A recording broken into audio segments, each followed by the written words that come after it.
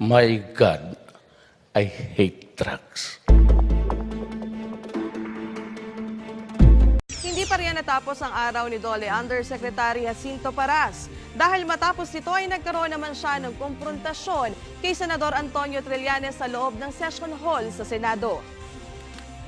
Tinanggihan kasi ni Trillanes ang pakikipagkamay sa kanya ni Paras. Nagulat na lang daw ang senador nang bigla itong lumapit sa kanya. Itinanggi rin ni Trillanes na minura at dinuro niya si Paras. Sinabi ko sa kanya, ang lakas naman ng loob mo. Kinasukasuha mo ako tapos makikipagkamay ka sa akin. Hindi ko naman siya binatukan doon, kahit na parang gusto mo. Gawain ng amo niya yun. Hindi ko gawain yun. Habang iginiit naman ni Paras na pinagbantaan siya ni Trillanes. Nagugat ang galit ni Trillanes kay Paras nang kasuhan siya nito laban sa mga negatibong pahayag niya sa Pangulo. They're desperate kasi kanina Trillanes in the Senate threatened me. The same people, they have threatened me. I don't know why I am a threat to them. Wala naman ako, nananahimik ako na dito sa Department of Labor nagtatrabaho for the government. And Europe is proposing a ban on single-use plastic items in a bid to clean up the oceans. The European Commission wants to ban 10 items that make up 70% of all litter in EU waters and on beaches. These include items like cutlery, straws, cotton buds, plastic plates, and even drink stirrers. The draft rules were unveiled Monday, but they need the approval of all EU member states and the European Parliament. The legislation also wants to make plastic producers bear the cost of waste management and cleanup efforts. It proposes that EU states must collect 90% of single-use plastic bottles by 2005 through new recycling programs. It could take 3 or 4 years for the rule to come into force. Now here at home, it's already 6:38. Let's check the latest on the roads. These are live pictures of the southbound stretch of EDSA by Bonnie Avenue. And as we can see, you can expect light traffic here if you're headed to Guadalupe. Transport regulators are holding off their decision on the fare hike petition of ride-sharing service Grab. This amid questions on how government carries out its regulatory oversight over transport network companies. Our senior correspondent David Santos tells us more. At the start of the hearing, Grab defends its seemingly complex fare scheme, from imposing the 2 peso per minute travel charge, which was suspended last month, to the 80 peso minimum fare on standard 4-seater rides. Regulators question Grab on charging fares without their approval. So nakikita ko po, respectfully, that they are now usurping the power of the board. They are now usurping the power of Congress. Based on Grab's computation, a regular ride has a base fare of 40 pesos, plus a distance rate of 10 to 14 pesos per kilometer, the now suspended travel charge, and when applicable, the surge charge. Department Order 2015-011 authorizes TNCs, such as Grab, to set fares on their own, subject only to the oversight function of the LTFRB. Regulators also question Grab's standard and premium rides that are automatically rounded off to 80 and 125 pesos for short trips, which are different from the regular fare computation. Grab officials say basically that's how their formula works for trips that are 3 kilometers and below, just part of a complicated algorithm they are not ready to explain publicly. I or anyone in our country level have access to the algorithm. But the LTFRB is facing questions itself. The agency has overlapping orders since 2015 on how transport network companies or TNCs like Grab should carry out their operations, while the LTFRB oversees how buses, public utility jeepneys, and taxis formulate their fares, apparently not for TNCs. All others, they go through public hearing. Pero sa kanila ho, sa TNC, there is no clear-cut guidance. All we can do now is to troubleshoot all of this. But pending LTFRB's proposed legislation to set guidelines for TNC operations, it will carry on its mandate to regulate TNC fares. That you now have submitted to the power of the LTFRB to regulate fare, and for that reason, the TNC can no longer unilaterally adjust or even impose their fare. LTFRB wants Grab to amend its fare hike petition in the spirit of, quote, transparency and accuracy. Another public hearing is scheduled for June 26th. David Santos, CNN Philippines. Don't miss these stories. No PBA for now for Kiefer Ravena. Find out why his team is opting to sit him out. Speaking of the Phenom, we find out more as Road Warriors prepare for the worst as FIBA suspends its star rookie Kiefer Ravena for failing a drug test. According to the official PBA website, the Road Warriors have decided to sit out Ravena until the Samahang Basketball ng Pilipinas can get a clarification on whether he can still play in the league. NLEX has expressed its full support for the former UAAP MVP, and the Road Warriors say they are determined to carry on in the Commissioner's Cup with or without Ravena. NLEX selected Ravena second overall in the 2017 PBA draft. The team is currently struggling in the Commissioner's Cup with only 1 win and 4 losses. The Road Warriors have a game this afternoon at 4:30 against the Blackwater Elite.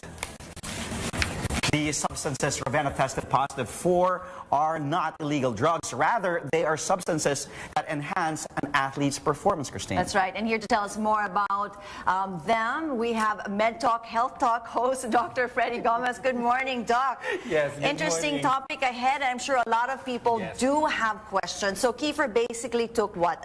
Performance-enhancing substance. It's a pre-workout drink, right?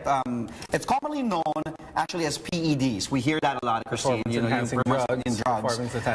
And then we ran a report earlier. We got to talk to Pauline Verzosa, where you said that the World Anti-Doping Agency bans these substances to promote regulation, correct? Right. Tell us more about the 3 specific substances that were found in Kiefer's sample. Yeah. Okay. And what exactly do they do? Do they enhance what? Tell us more. So just to make it clear, these 3 substances that was found is just part of probably around 12 or 15 substances found in that drink. So maraming laman yan. And it's just those 3 that are banned. So we have to make it clear to the people out there, they are banned, they are not illegal.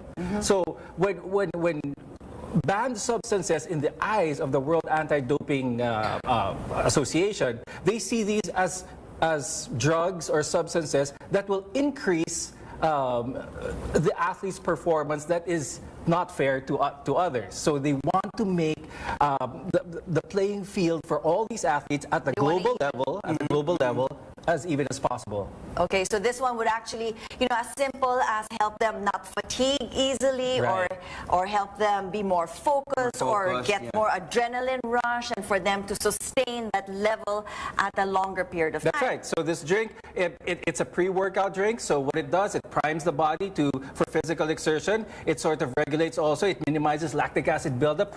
It lessens cramps for the athlete. Yeah. So as an athlete, it just helps allow us to perform at our ultimate level. Correct, Christine, and you were at the professional stage as well, and you could relate to this in the case that these drinks, these substances, are okay for probably you and I, Andre, the regular sports enthusiast, probably someone at amateur level, but someone at Christine's level, someone at Kiefer Ravena's level.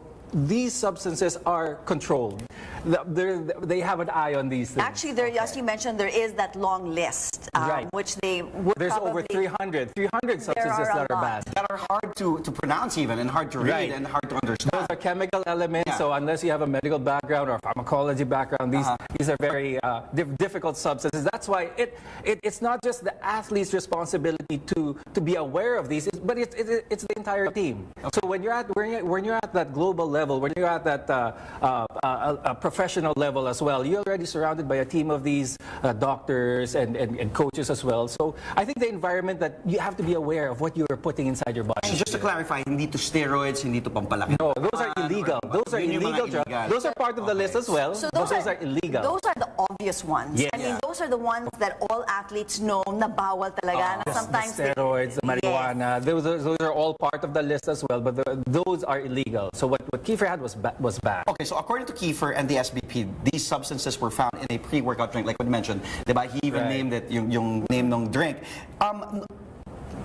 I'm sure it's not the first time that someone has taken, or Kiefer has taken, a pre-workout drink. Is it normal to take a drink like this? And also, does someone regulate them locally? Kasi, di ba, bakit, like what you said, iba is international level? Well, these substances are considered to be supplements. The over-the-counter, di ba? The over-the-counter, yes. And these do not fall into the same category as those as medication, as pure, Yes. they do not fall under the stricter guidelines that is for substances that use as medicine.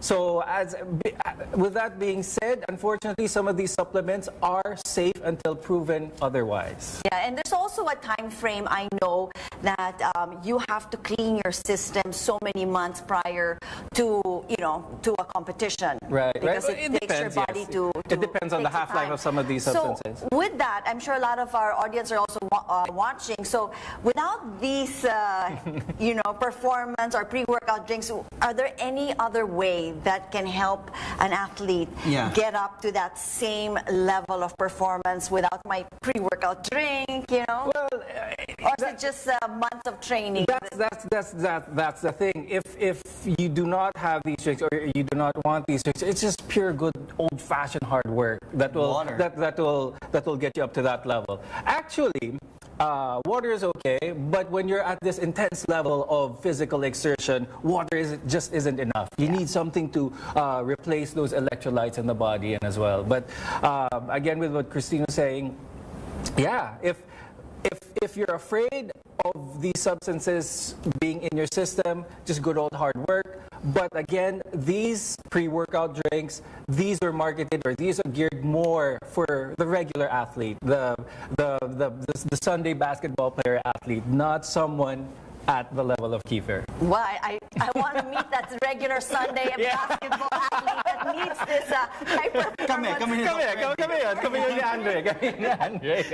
But one thing, and I think we are actually put in a good place right now, because awareness, I think, is important.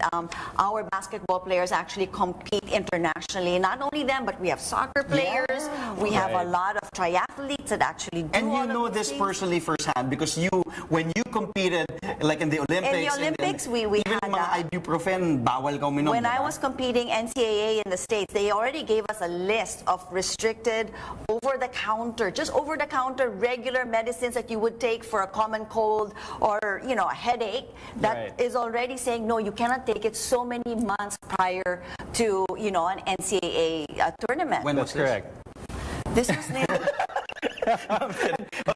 just to give and it's probably gotten longer since. Just to give you an example, in 2017, the WADA list, or the Anti-Doping Association, was thinking about putting caffeine on that list. So you can drink coffee. Exactly. Yeah, so that's just to give the people an idea. Things that are mundane, some things that are everyday for the regular person, may be banned in the eyes of professional athletes. More of Doc Freddy Gomez on his show. Why don't you invite all our viewers this morning, Doc, to watch your show? Yes, the show, Med Talk, Health Talk.